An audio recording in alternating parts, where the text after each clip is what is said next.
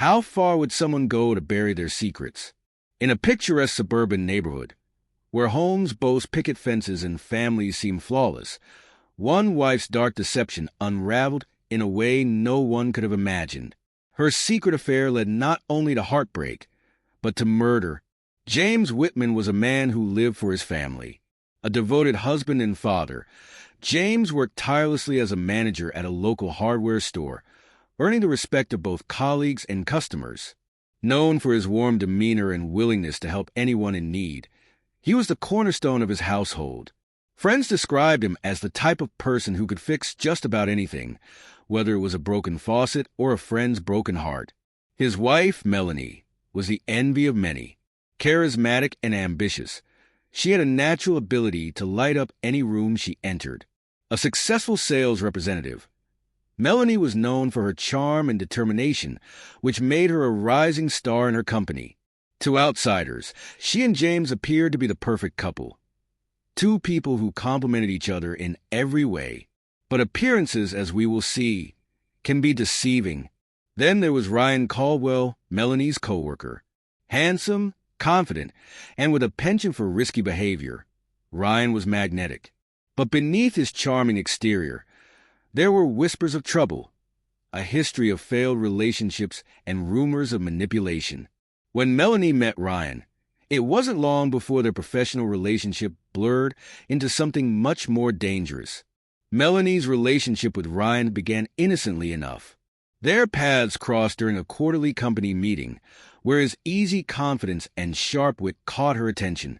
At first, it was harmless banter exchanged during coffee breaks, quick smiles across the conference room, and shared jokes about their demanding schedules. But soon, their conversations grew longer, veering into personal territory, hobbies, frustrations, and dreams unfulfilled. Melanie found in Ryan an escape from her routine life. What started as casual camaraderie quickly escalated. Lunches together became regular. Text messages turned flirtatious, and stolen moments after work hinted at a deepening connection. Ryan's charisma and boldness were intoxicating to Melanie, who began craving the excitement and validation he provided. Unbeknownst to her, the secrecy would soon arouse James's suspicions. James, devoted and trusting by nature, began noticing changes in his wife. Melanie, once attentive and affectionate, now seemed distant and preoccupied. Late nights work, hurried phone calls she claimed were about sales strategies, and a newfound attention to her appearance set off quiet alarms. James, however, was hesitant to confront her, fearful of what he might uncover. The facade of normalcy shattered one evening when James, arriving home early from work, overheard Melanie on the phone. Her voice, normally calm and measured, carried an unmistakable tone of intimacy. She laughed softly, the kind of laugh he hadn't heard in months. Peeking into the room, he saw her smile, a smile that wasn't meant for him. That night, James confronted her. At first, Melanie denied everything, claiming his accusations were baseless and hurtful. But James, driven by growing doubt, couldn't let it rest.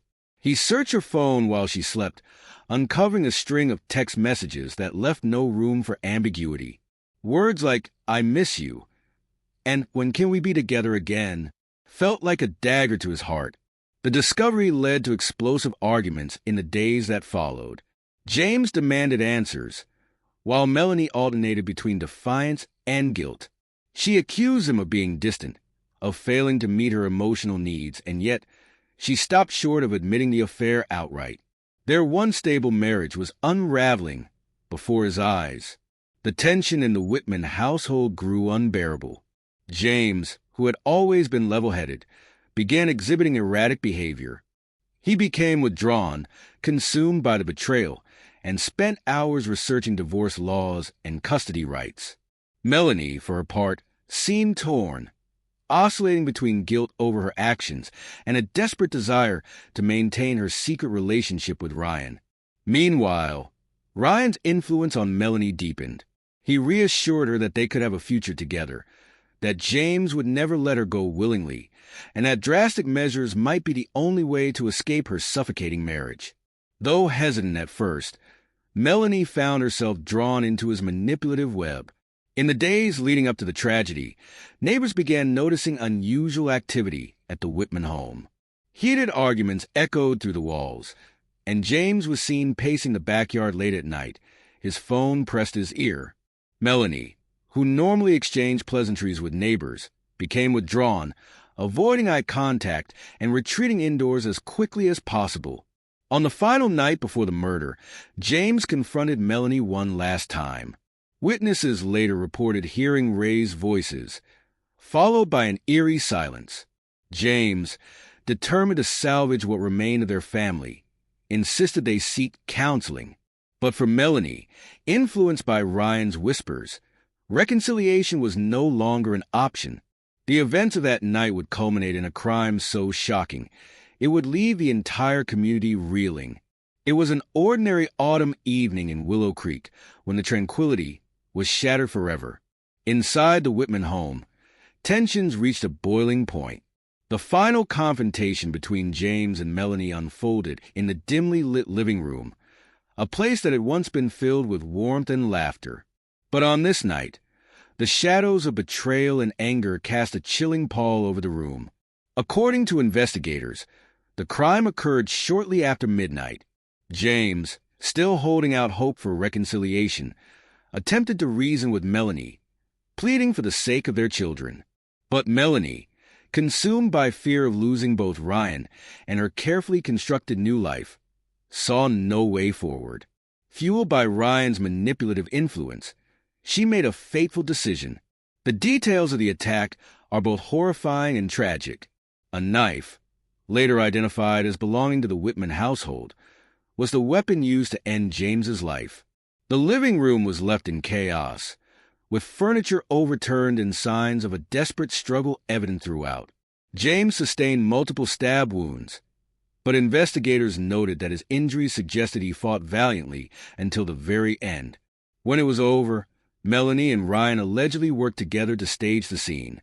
They wiped down surfaces to eliminate fingerprints, scattered items to simulate a robbery, and left through the back door, locking it behind them. Believing they had covered their tracks, they left James's lifeless body where it fell, a devastating scene for the first responders who would soon arrive. When it was over, Melanie and Ryan allegedly worked together to stage the scene. They wiped down surfaces to eliminate fingerprints, scattered items to simulate a robbery, and left through the back door, locking it behind them. Believing they had covered their tracks, they left James's lifeless body where it fell, a devastating scene for the first responders who would soon arrive.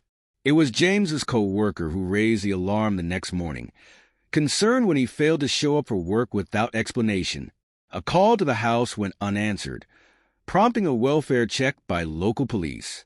Officers arrived to find the front door locked and the home eerily silent. What they discovered inside would haunt even the most seasoned detectives. James's body lay in a pool of blood, surrounded by evidence of a violent struggle. The chaos of the scene initially led investigators to consider a robbery gone wrong, but as they combed through the house, doubts began to creep in. There was no sign of forced entry, and valuable items, wallets, jewelry, and electronics, remained untouched. Something didn't add up. Detectives quickly turned their focus to those closest to James, starting with Melanie. Her initial interview raised eyebrows. Her demeanor was calm, even detached, and her account of the previous evening was riddled with inconsistencies. She claimed James had been alive and well when she left the house to run errands, but surveillance footage from a nearby store contradicted her story. A search of Melanie's phone provided the breakthrough investigators needed. Deleted text messages between her and Ryan, recovered by forensic specialists, painted a damning picture. The exchanges revealed not only the affair, but also discussions about James's growing suspicions. In one chilling message, Ryan wrote, "He's in the way. It's us or him." Then came the discovery of a key piece of evidence. A pair of gloves found discarded in a dumpster behind Ryan's apartment complex. The gloves tested positive for James's blood, and fibers from Melanie's sweater were found on the inside lining. This, combined with witness accounts of suspicious activity near the Whitman home that night, solidified the case against the pair. But perhaps the most shocking turn came when detectives unearthed Ryan's browser history. Among the searches were phrases like how to stage a robbery and how to dispose of evidence. These findings would prove instrumental in unraveling their story and securing the convictions that would follow. For James Whitman's family, the loss was devastating, a wound that would never fully heal. His younger sister, Emily, described him as a protector, a man who put his loved one's needs above his own. He was the glue that held us together, she tearfully told reporters. To know his life ended this way, it's unbearable. James's parents, visibly shattered during interviews, spoke of their disbelief. He was such a good man, his mother whispered, clutching a framed photo of James. We never thought something like this could happen to him. And to think it was someone he trusted, someone he loved, it breaks my heart. The Whitman family wasn't alone in their grief. The small community of Willow Creek, where the Whitmans had lived for over a decade, was equally stunned. Neighbors remembered James as a kind and generous man, always willing to lend a hand. While Melanie was seen as an active and engaged member of the neighborhood, Sarah Coleman, a neighbor and family friend, expressed her disbelief. I would never have imagined it. They seemed like the perfect couple. To hear what really went on behind closed doors, it's chilling. At James's memorial service, the church was packed with friends, colleagues, and community members, all paying their respects to a man who had touched so many lives. Candles lined the altar, their flickering flames a solemn tribute to his memory. Tears flowed freely as his best friend delivered an emotional eulogy, describing James's unwavering loyalty and kind spirit. Melanie's demeanor during her arrest only deepened the sense of betrayal. Officers described her as calm, even cold, as they read her rights. When asked if she had anything to say, she reportedly replied, "I didn't mean for it to go this far," a statement that left investigators and James's family reeling. There were no tears, no visible signs of remorse, only a chilling detachment. In contrast, Ryan's arrest was marked by defiance. Witnesses reported that he maintained his innocence, claiming the police were framing him. "You've got the wrong guy," he shouted as he was led into custody, but his bravado couldn't hide the mounting evidence against him. The trial that followed the tragic events was nothing short of a spectacle. The courtroom was packed with onlookers, family members, journalists, and the curious public, all awaiting answers. Melanie and Ryan, charged with first-degree murder, sat side by side, their faces an unsettling combination of defiance and apprehension. Their defense attorneys quickly made their intentions clear. They would argue that the case against them was circumstantial, that they were being wrongly accused of a crime they didn't commit. Melanie's attorney claimed that the evidence was tainted, that the prosecution was using the couple's affair to bias the jury against them. "This is a tragic misunderstanding," he stated in his opening remarks. "But it is not a murder." Ryan's lawyer, meanwhile, maintained his client's innocence, painting him as an innocent bystander in a troubled marriage. Ryan had no part in the death of James Whitman, the attorney argued. This is a case of a woman who was desperate, not a cold-blooded murderer. However, the prosecution wasted no time in laying out their damning case. They presented a wealth of evidence that made it difficult for the defense to argue innocence. The key piece of evidence? The phone records and text messages exchanged between Melanie and Ryan. Prosecutors displayed the chilling messages on the courtroom screen. "He's in the way," one read. Another message from Ryan. "We'll make sure he never finds out." The chilling conversation suggested premeditation, a deliberate decision to remove James from their lives. Witnesses testified to Melanie's strange behavior in the days leading up to the murder.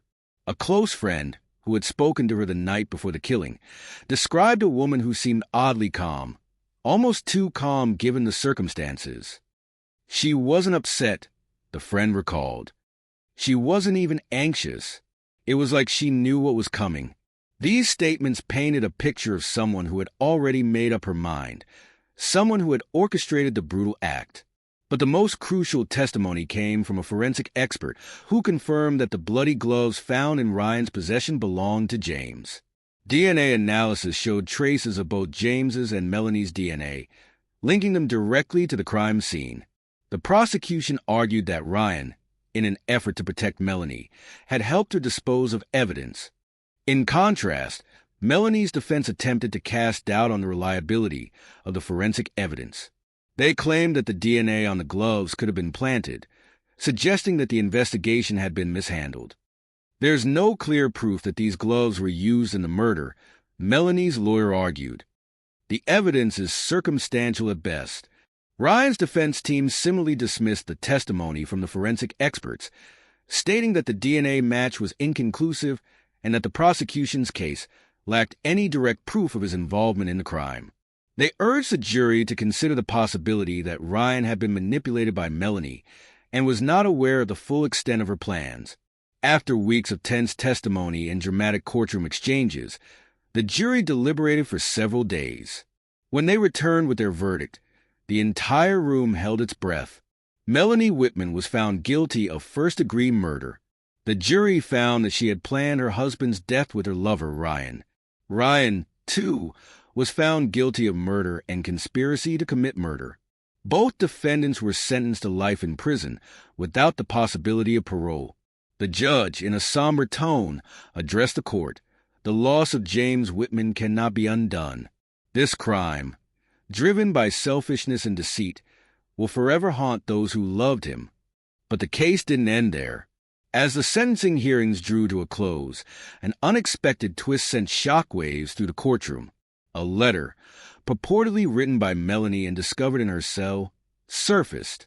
The letter contained shocking confessions, but not of guilt. Instead, it revealed that Melanie had planned the murder for months. However, what was truly unexpected was a revelation that Ryan had reportedly begun to have second thoughts in the final days before James's death. "I don't think I can do this anymore," Ryan had written to Melanie in one of the letters recovered from his apartment. But it's too late now. The confession further complicated the perception of Ryan's role in the crime, sparking debates about his level of involvement and whether he had been coerced or an active participant in the plot. The revelation prompted some of the jurors to question their verdict, but the legal process had already been concluded. Ryan's appeals, citing new evidence of his possible coercion, were filed, though no immediate action was taken.